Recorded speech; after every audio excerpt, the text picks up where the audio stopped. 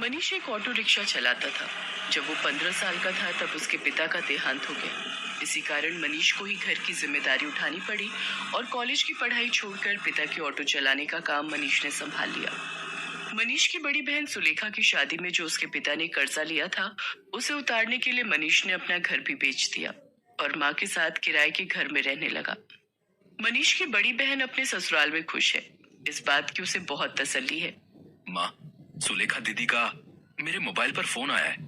तुम बात कर लो, फिर मैं ऑटो लेकर काम पर निकलता हूँ। हेलो सुलेखा दीदी, ये लो माँ से बात करो। हाँ बेटी, अपना ध्यान रखा कर, खूब खाया पिया कर, इससे बच्चे की सेहत पर अच्छा असर होगा। अब बस यही इच्छा है कि जल्दी से मैं नानी बन जाऊं और मनीष मामा। हाँ वो तो है, अब मामी कहलवाने वाली बस आ जाए तो मैं सुकून से तीर्थ यात्रा पर निकल जाऊंगी। नहीं नहीं, अपने नाती पोतों को खिलाकर ही तीर्थ यात्रा पर जाऊंगी। माँ, बस मनीष के लिए अच्छी सी लड़की ढूंढ लो जो घर संभाल ले। माँ, मुझे देर हो रही है, बाद में बात कर लेना।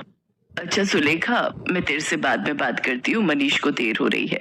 मनीष ऑटो लेकर काम पर निकलता है। उसे पहले ही बहुत देर हो चुकी थी, पर रास्ते में जाम भी बहुत था। वो सवारी का इंतजार कर रहा था, तभी उसका एक साथी जो उसकी तरह ऑटो चलाता था, वो किसी लड़की से झगड़ रहा था। अरे देखिए मैडम, ऐसा थोड़ी होता है? जब आपने मुझे यहाँ छोड़ने के लिए पैसे तय किए हैं तो चुपचाप मेरे पैसे दे दो ना। भैया, मैंने आपको बोला ना, मेरा पर्स रास्ते में कहीं गिर गया। मेरा मोबाइल फोन भी उसी में है और सारे पैसे भी। मेरा पर्स कहीं नहीं मिला। मैं तुम्हें बोल रही हूँ ना, मुझे अपना नंबर दे दो, मैं तुम्हारे नंबर पर पैसे भेज दूंगी। अभी मुझे देर हो रही है, मुझे सामने होटल में एक फंक्शन में पहुंचना है। क्या हुआ निरंजन, लड़ क्यों रहे हो सुबह सुबह? अरे देखना यार, सुबह सुबह पहली सवारी मिली और वो भी मुझे पैसे देने के लिए मना कर रही है। इन मैडम का पर्स कहीं खो गया है और मुझसे कह रही है कि पैसे बाद में देंगी। अरे ऐसे थोड़ी होता है भाई। कोई बात नहीं निरंजन, कभी कभी किसी की परेशानी को भी समझना चाहिए। एक काम कर, तेरे कितने पैसे बने मैं दे देता हूँ, ये मैडम मुझे बाद में दे देंगी। मनीष निरंजन को ऑटो के 200 रुपए दे देता है। Thank you so much. मेरा नाम अर्चना है। आप मुझे अपना नंबर दे दो, मैं आपके नंबर पर ऑनलाइन पेमेंट भेज दूंगी। बाकी अगर मुझे देर ना होती तो मैं आपको अभी पैसे दे देती। कोई बात नहीं मैम, ये लीजिए मेरा नंबर।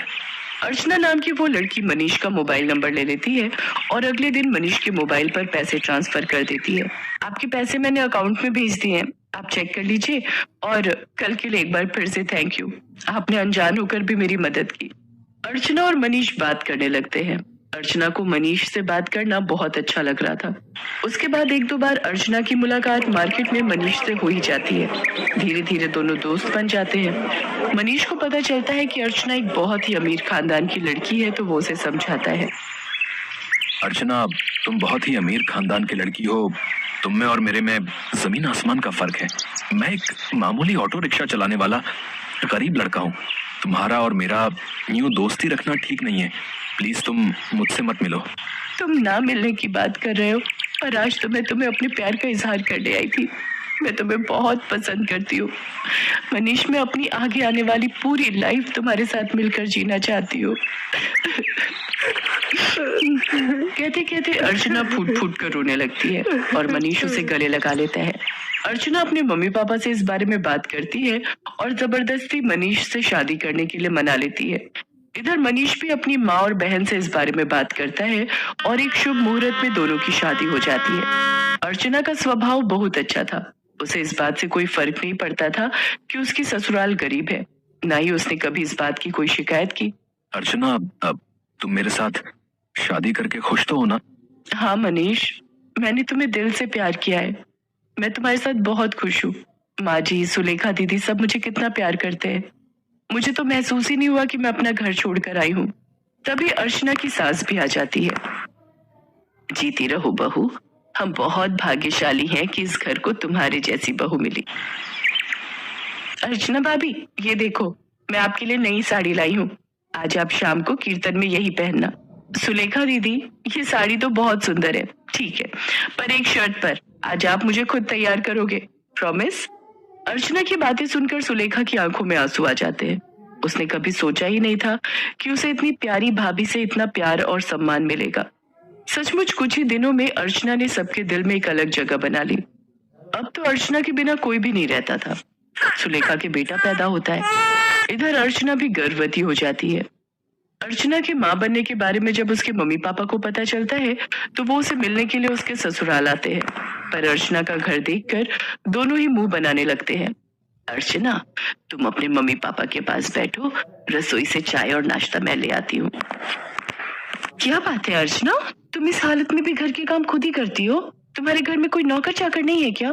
कैसी बातें करती हो ललिता तुम जानती भी हो तुम्हारी बेटी किस घर में ब्याही है।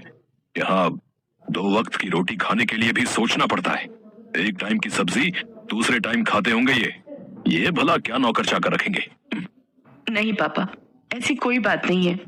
माँ जी और मनीष ने तो मुझे कई बार कहा है कि मैं घर में कोई काम वाली रख लूं, पर पूरा दिन मैं घर पर होती हूँ, मेरा भी मन नहीं लगता, और फिर मैं तो कुछ भी नहीं करती, सारा काम माँ जी ही करती है, मुझे उठने ही नहीं देती। ये लीजिए चाय। अर्चना, तुम्हें ये समोसे बहुत पसंद है ना? मैं ये भी हलवाई से खरीद लाई हूँ, अपने मम्मी पापा को भी दो।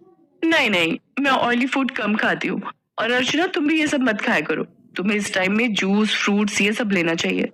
बहन जी, आप तो समझदार हैं, ये समोसे वगैरह ये सब बहुत नुकसानदायक है। मम्मी, आप मेरी टेंशन मत लो, माँ जी मेरा पूरा ख्याल रखती है। वो मुझे समय पर जूस फ्रूट दूध दही सब्जियां और सब कुछ खाने के लिए देती है। तभी अर्चना की ननद सुलेखा भी आ जाती है। अर्चना भाभी, मैंने डॉक्टर से अपॉइंटमेंट ले लिया है, कल सुबह 11 बजे आपको मेरे साथ चलना है, तो आपका चेकअप हो जाएगा और बाकी जो इंजेक्शन वगैरह। सुलेखा, तुम्हारा कौन से हॉस्पिटल में बच्चा हुआ था जिस डॉक्टर के बारे में तुम बात कर रही हो? जी, वो बड़े बाजार में जो हॉस्पिटल है जहाँ डॉक्टर नेहा बैठती हैं, वो सस्ता बेकार सा हॉस्पिटल। अर्चना, तुम उस हॉस्पिटल में चेकअप के लिए जाओगी? तुम्हारा दिमाग तो ठीक है। अर्चना, तुम एक मामूली से हॉस्पिटल में चेकअप के लिए जाओगी? तुम चिंता मत करो, इन लोगों के पास अगर तुम्हारे इलाज के लिए पैसे नहीं है तो क्या हुआ, मैं तुम्हारे लिए इस शहर के सबसे बड़े नामी हॉस्पिटल में आज ही बात कर लेता हूँ। और तुम अभी के अभी अपना सामान पैक करो और हमारे साथ चलो। किसके घर? आपके घर पापा? मैं अभी अपना घर छोड़कर कहीं नहीं जा सकती। मुझे डॉक्टर नेहा, जो कि एक बहुत बड़ी और समझदार डॉक्टर है, उन्होंने सुलेखा दीदी की नॉर्मल डिलीवरी की है। उन्होंने मुझे पूरा रेस्ट करने के लिए बोला है। और शायद आपने ठीक से सुना नहीं, मुझे कल सुलेखा दीदी के साथ डॉक्टर के पास जाना है। आप थोड़ी देर और बैठेंगे या जा रहे हैं? क्योंकि अभी ना मनीष आने वाले हैं। वो शहर में एक नया रेस्टोरेंट खुला है, वहां पर मेरी फेवरेट आइसक्रीम मिलती है, तो आज मेरा वो खाने का प्लान है, तो हम सब डिनर के लिए जाने वाले हैं। अर्चना का ऐसा कोई प्लान नहीं था, ये उसकी सास और सुलेखा जानते थे, पर अर्चना अपने मम्मी पापा को एहसास दिलाना चाहती थी कि उसके ससुराल वालों का और अपमान ना ही करे तो उनके लिए बेहतर है। अर्चना के मम्मी पापा लज्जित हो जाते हैं और कुछ देर बाद वहां से चले जाते हैं। अर्चना की सास और ननद दोनों की आंखों में खुशी के आंसू थे। अर्चना अपनी सास और ननद के गले से लग जाती है।